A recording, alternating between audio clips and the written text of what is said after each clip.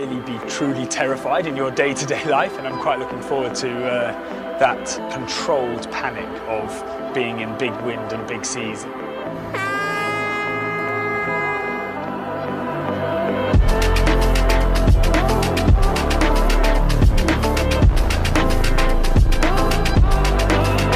Massive emotional, physical roller coaster, days that have been really hard, but it's been quite the experience.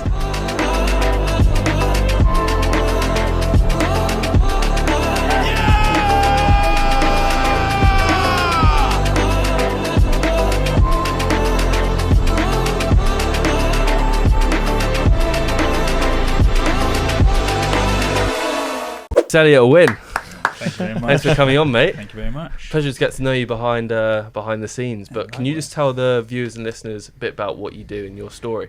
So I guess the main reason why I'm here is just got back 26th of January from rowing the Atlantic solo and unsupported, after sort of a bit of a journey through being diagnosed with a heart arrhythmia in 2014, having to give up contact sport rugby, which I've been playing since I was 6 years old.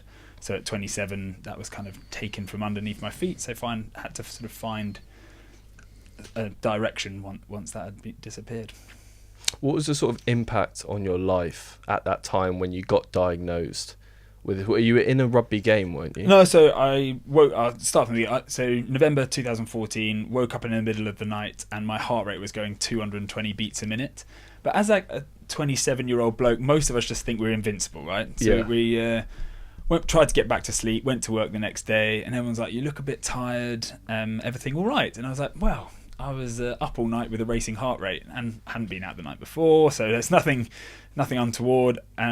So they were like, "Well, you should probably go to hospital. That sounds really quick, really fast." So again, didn't go to hospital. Rang NHS Direct. Like, no one really wants to ring an ambulance and just like go to hospital. So rang NHS Direct. They sent me straight to A&E, and they found delta wave, which is an irregular pattern on my ECG, which indicates a shortcut between my atria and my ventricles, so the top half of my heart, the bottom part of my heart. And the syndrome is called Wolff-Parkinson-White syndrome. So I needed to then go in for what's known as an electrophysiological study to establish what irregular patterns were on my ECG and what the problem with my heart rate was. So meanwhile, I carried on trying to play rugby because I hadn't seen a specialist who told me not to play rugby. Yeah. So that happened in January, and I was still playing rugby and just sort of monitoring my heart rate, playing 60 instead of 80 minutes. Physio obviously didn't love it, but she was like oxygen on standby the whole time, because I didn't want to, you don't want to give up rugby. And I felt fine. It was something I loved. I felt fine most of the time. It's just occasionally I got these sort of ectopic, irregular heartbeats. And so without symptom, I just felt absolutely normal.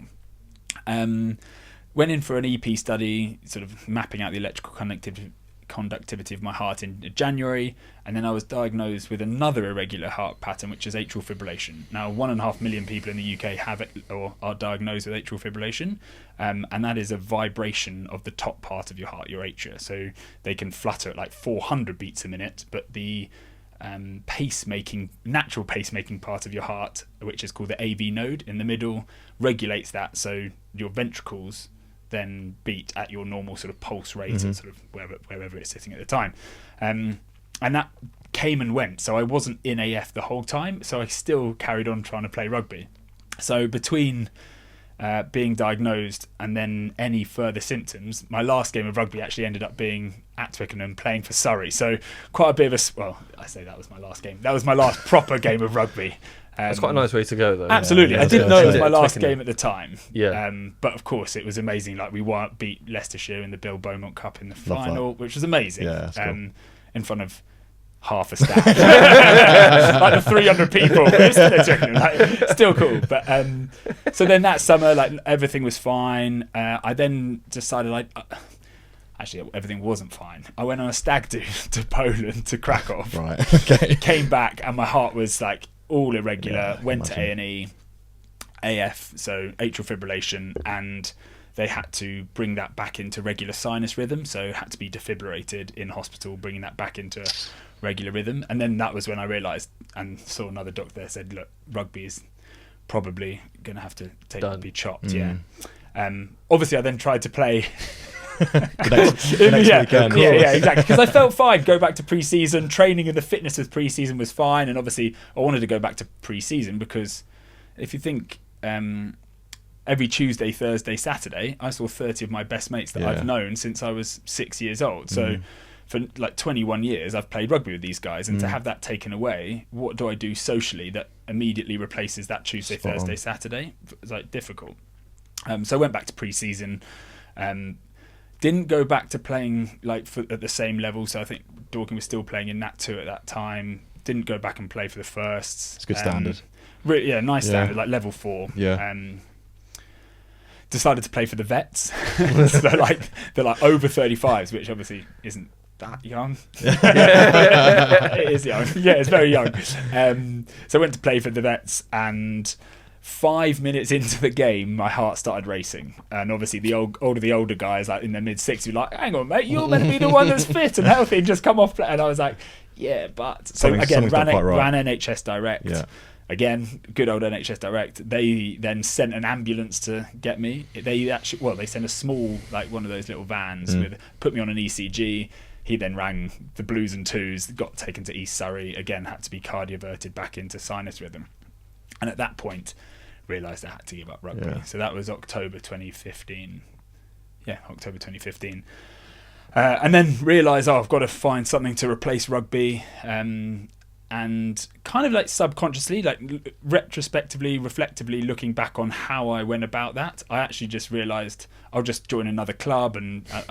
But I didn't really consciously understand why that was a good replacement. So I took up CrossFit, so competitive PE, adult PE, and that's got like lots of I was quite strong playing rugby, so like the Olympic weightlifting immediately sort of came naturally to me, and I think I've only added about 20 kilos onto my Olympic weightlifting, but my technique is much better. Yeah, sure. So I'm not...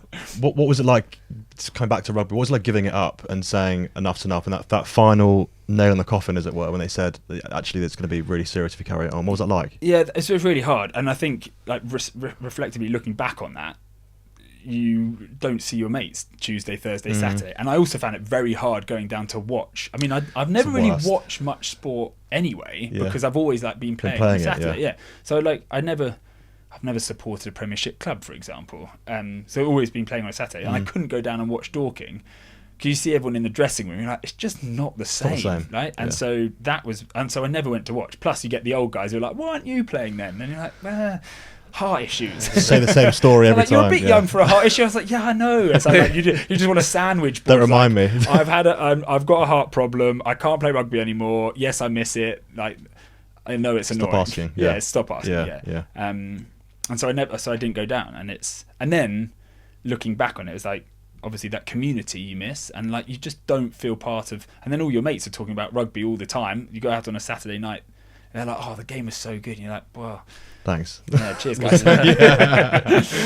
So quickly, like it was quite sad to have to leave that community behind. Yeah, I mean, very sad to leave that community behind.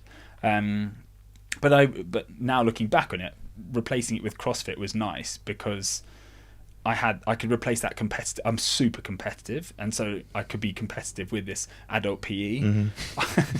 I like that immediate gratification of scoring tries and carrying ball. I was a big ball carrier.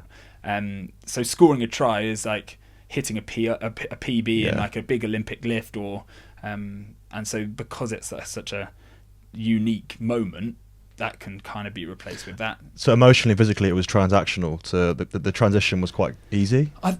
It wasn't easy, but looking back on it, I understand now why it was easier. Like, as in, I wish at the point in time I was like, I sat down a little bit more analytically with a few tools as to like, I mean, it sounds silly, but to find a solution to rugby. And it just so happened that I fell into CrossFit rather than... So what, lucky in some ways? Lucky, yeah, 100% lucky. Yeah. But then, like, understanding the need, and of it probably didn't come luckily. It probably just came with like a general instinct of like, that could be cool. And now understanding the values that I replace has been nice. That's awesome. Did you feel, coming back to the rugby, but you know when you were calling the NHS line, was that sort of a bit of like denial in a way, being like, no, I don't, 100%. because Yeah, I yeah. do that a lot with my Yeah. stuff where I'm just like, don't even want to think about it. Like, what was going through your head there? Well, more of the fact that it's almost seems embarrassing to ring an ambulance. Like, you don't want to be responsible for calling out emergency services. I actually ended up having to call the RNLI training for the row as well, but that's a story. and actually, we did the same thing, but we can come back to that.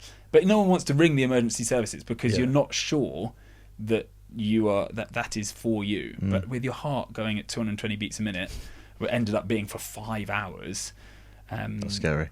Yeah, It is scary. It is scary, but for me, I never saw it as scary. Like, and I think the moment you see something as a problem or an issue is the moment you have to overcome it. But if it's just part of what's happening, you never have to overcome it because your opinion of it is it just is. And I think part of that is if you ring 999, it becomes a problem. Yeah. Whereas if you sort of ease your way into it through NHS Direct, it's kind of a smoother transition. What piece of advice would you give to someone who's in that position now, who might be having to quit sport, whose identity might be sort of coming to an end, as mine has just come to an end with rugby as well? What advice would you give to that person, knowing what you know now? Yeah, I think it's stripping back the values and aspects of that sport that you value the most. So for me, rugby was that community, potentially being a role model, although I don't want to say that I was a role model, but like the idea that you could be a role model. So like I was 28 when I had to, 27, 28 and I had to give up, and it was great seeing the 18-year-olds come through. Classic thing in rugby is when you're starting rugby at 18, you're like, they're all better than me because they're older, and then suddenly you're like, they're all better than me because they're younger. And at no point, true. and so along those same sort of lines, it's like, when was I good? There's a 5-minute window. Yeah, the 25. like 25, 26, but you're too like busy playing rugby in the moment. Exactly. So that's also a good takeaway, is realize at what point in time you are like you're in your prime, and really appreciate that and be present within that. The competitive nature, like winning games, like role model, community, and so understanding what people value within that sport. Or it might be being outside on a Saturday morning, or the aggression, so understanding what it is that you love about rugby rather than the identity of rugby player, because you can't be a rugby player forever. Of course, there are lots of people at lots of clubs who carry on trying forever, but you might not necessarily be able to have that forever.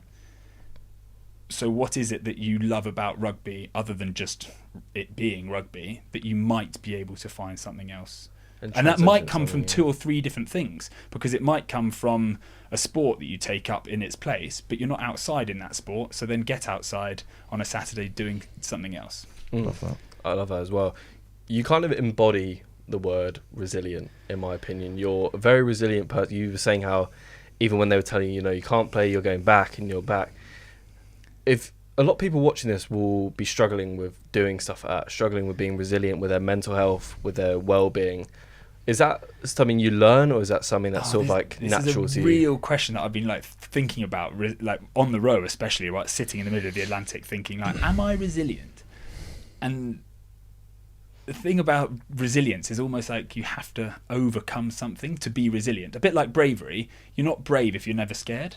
That's true. So if you never have the opinion that something is a problem, are you resilient? Like, as in, for me, the Atlantic was at times really tough, but at no point did I think, I don't want to be here. And so I think resilience comes in 2 very different personalities. The first is, I understand that this is a problem, I need to overcome it. And then the second is, I just never saw this as a problem, yet other people might. So my heart issue continued until about 2020, and then in February 2020, just before lockdown, I ended up having a pacemaker fitted. But that for me was just part of the journey, and at no point did I ever see it as something that I needed to overcome. I guess when I had a couple of points in the heart journey, they just told me, okay, you're fine now. But because the NHS, most health practitioners in the UK treat for health as opposed to optimization. So if you're not going to die, it's not a problem. Yeah. So my heart, That's a shame that happened. of course, but I don't think there's ever going to be the budget that they optimize everyone's Every health to single the nth person. degree. Yeah. Like stopping people die is more important. Oh yeah, 100%. We were just talking last week about how there's a 4-year wait for just ADHD medication alone. 4-year wait, and that's obviously something personal to me. But you see everyone going in with all these different things. It's crazy to actually see, like you just said then. Yeah. It's very sad as well. It's sad. It's very hard. It's hard to. The solution of every single wellness let's use wellness optimization. It is very hard to understand. So, but if people are proactive within that treatment, and this is what's kind of what I was coming on to is. At one point, I went into 3rd-degree heart block because I had an ablation, which was to correct excess conductivity. And then my heart went into 3rd-degree heart block, meaning it didn't go above 40 beats a minute. So I'd run up the stairs and it didn't go above 40 minutes. So I was then obviously lightheaded because my circulatory system couldn't keep up with my oxygen requirement. Yeah.